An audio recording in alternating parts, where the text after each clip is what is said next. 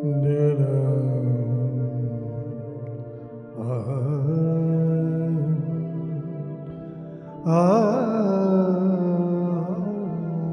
আমি মাঘ মাসের কনকনে শীতে রাত থাকতে উঠে গলা সাধতে বসতাম, তখন আমার বন্ধুরা প্রায় সকলেই ঘুমিয়ে ঘুমিয়ে ভোরের স্বপ্ন দেখত, যা নাকি সত্যি হয়ে ওঠে।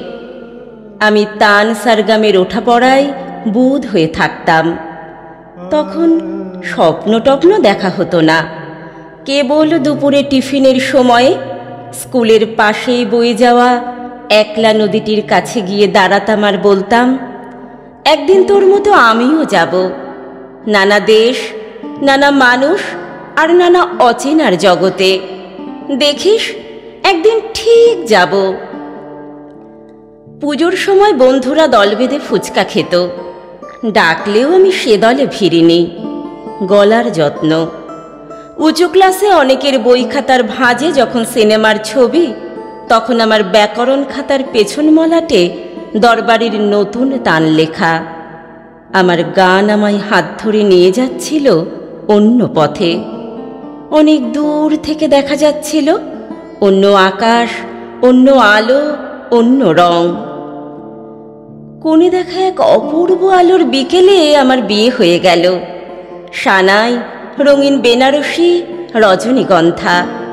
ফুলশয্যার রাতে শুনতে পাচ্ছিলাম জয় জয়ন্তী বাজছে, অলৌকিক মায়ায় বিসমিল্লা সাহেবের। ভারী ইচ্ছে করছিল পাশে শুয়ে থাকা অজানা মানুষটার সঙ্গে বন্ধুত্ব করি, জিজ্ঞাসা করি, জানো এটা কি রাগ? লজ্জায় জিজ্ঞাসা করা হয়নি। অনেক দিন পর যখন গান আমার হাত ছেড়ে দিয়ে একা ফেলে চলে গেছে দূরে, তখন মানুষটি বলেছিল একদিন, তুমি খুব ভালো গান গাইতে পারতে, গাও না কেন? আমি উত্তর দিইনি।